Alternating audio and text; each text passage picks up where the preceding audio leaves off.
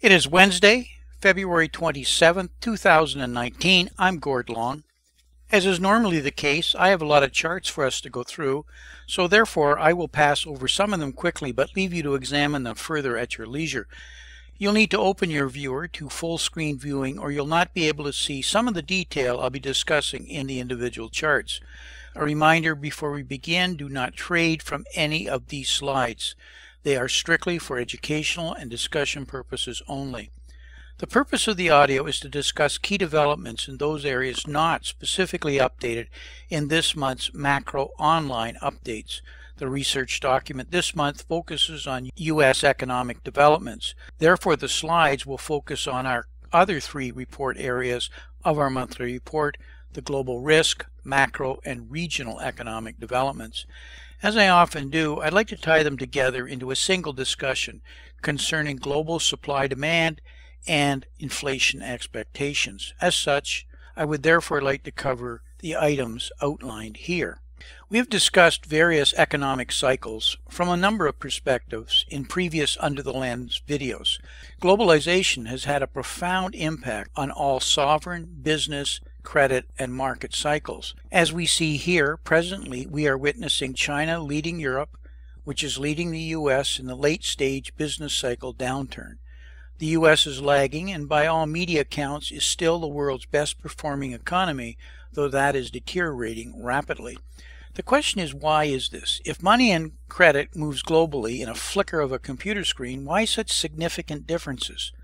Are different economies reacting differently because of inherently different structural impediments, or is there something more going on in our new globalized economy? Let's spend some time exploring this to see if we can draw some investment insights. Let's start with the most significant economic driver over the last decade that has been impacting the global economy. That is quantitative easing. QE has come in different forms, whether the Federal Reserve's version, Bank of Japan's, the European Central Bank, the People's Bank of China, etc.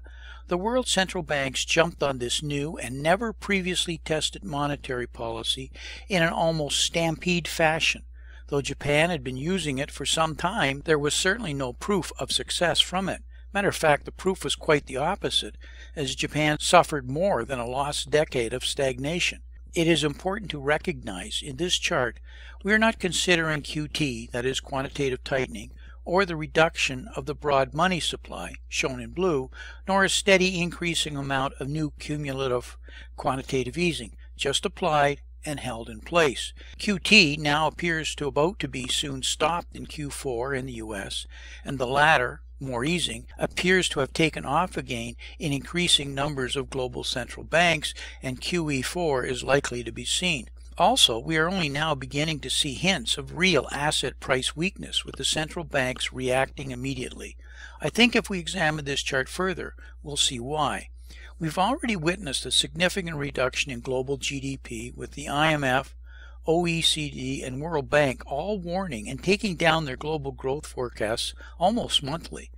Theoretically, most of the nominal demand gains from QE should have already occurred and beginning to taper off and maintain a higher level associated with increased money supply. However, this may not be the case, especially when we consider that the velocity of money, as almost everywhere, simply continues to fall. We are seeing consumer price levels increase at the grocery store and most of our daily expenses, but not across the board. It seems confusing when it comes to consumer prices. Some seem to be going through the roof, like education, healthcare, rental housing, new car prices, etc., but others have up until recently seemed impervious to inflation and in fact seeing disinflation or even outright deflationary characteristics. Inflation, shown here in pink at the bottom, is definitely not a single line as shown, but according to government numbers and the media reporting, it is too low and most central banks are frustrated they are unable to achieve their 2% inflation targets. Why such confusion? A quick study of John Williams Shadowstat's website, which helped the central bank academics and their recently freshly minted PhD staff in making this much clearer to them, but I digress slightly. Let's just stick with what the mainstream would agree with for the moment. Many of you, I am sure, hoped you would never see another supply-demand diagram after you left college. I will therefore keep this extremely simple, and therefore I have even made our line straight, not curved. You will no doubt recall that basic price theory suggests that demand volumes traditionally increase when price decreases. Conversely, supply normally increases when higher prices can be taken from the market by what we now call the supply chain. A lot of things happen when supply and demand changes.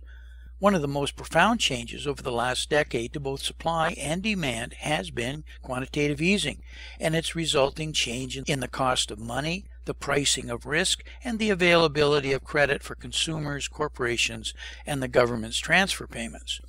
I and my associate Richard Duncan have talked for years on how profound the move from capitalism to creditism has been, yet I cannot find one book on the possible resulting shifts of aggregated global supply-demand curves. In the most simplistic form, global quantitative easing significantly increased both demand and supply. Cheap money not only allowed consumers to buy more through credit, but allowed global supply chains to explode in both size and scope.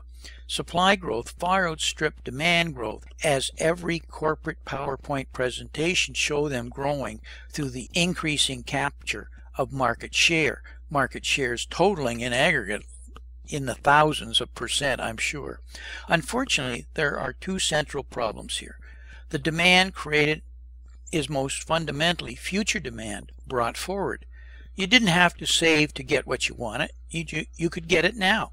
This would suggest there is a gigantic demand hole that has been created unless the powers to be can create new demand. Would more easy money actually achieve this? How cheap would money have to be to sustain and push demand higher from this level?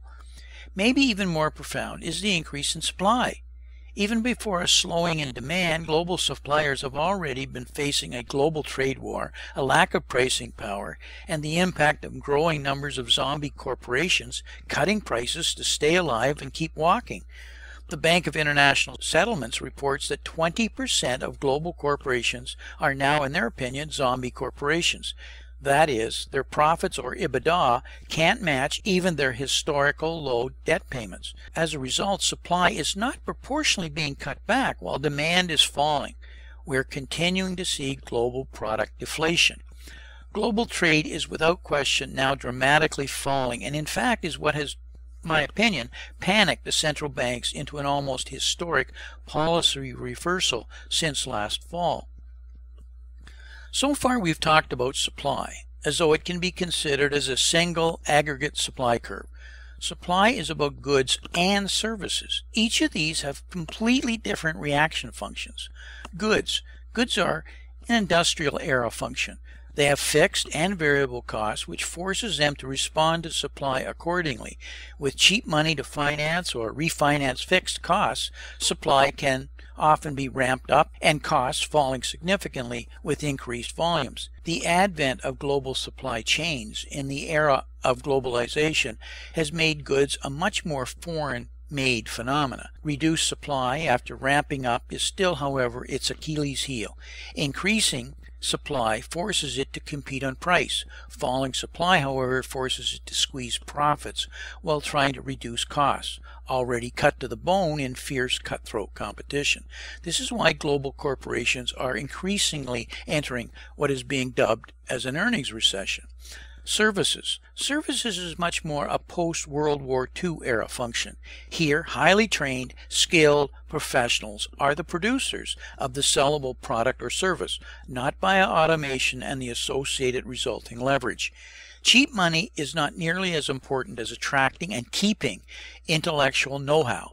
It is much tougher to quickly ramp up and traumatic when forced to scale back. Often in the latter case, profits are sacrificed to buy time, hoping demand will return. Services are also dominantly more local or domestic. Yes, there are growing global service providers, but small businesses in America is dominated by smaller professional service providers or regional leaders, those being those who you deal with. The evidence of this can be seen here graphically. Goods are predominantly in blue, falling in price and foreign denominated. Recently, they have begun to flatten out in price and suppliers to add function to keep price up. Services are predominantly in red, rising in price and domestic-centric. price only continues to rise almost relentlessly. Tuition, childcare, healthcare service, etc. Locally, it's your hairstylist, your accountant, your lawyer, garage mechanic, landscaper, electrician, your plumber, etc. Our method of accounting for inflation is incredibly distorted and flawed. Forget the accounting games the government statisticians use, such as imputation, hedonics, substitution, to make inflation cheap enough for the government to afford their COLA for entitlement expenditures.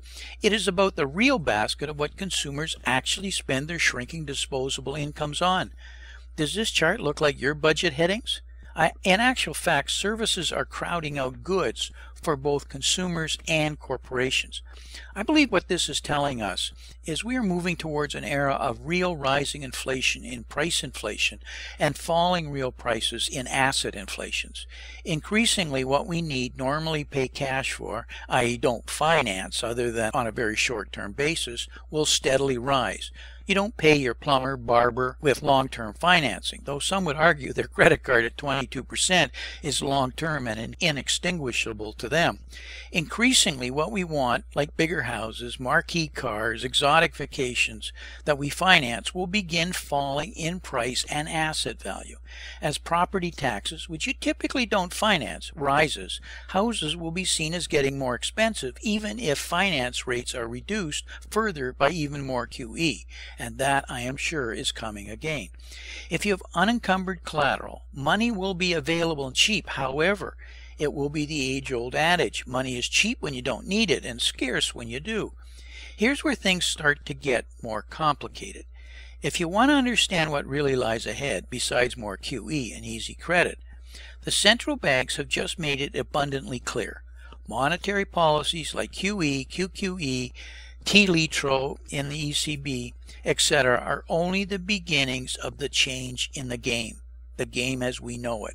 This is because the global central bankers are both trapped and engaged in an unwinnable battle with what I have often referred to as the end of the debt supercycle. The forces at play, as we've often talked about, are best described as tectonic. Our current fiat currency system is built on the fact that money can only be created and come into existence through debt creation. Therefore, it is destroyed if debt is paid back, defaulted on, or liquidated.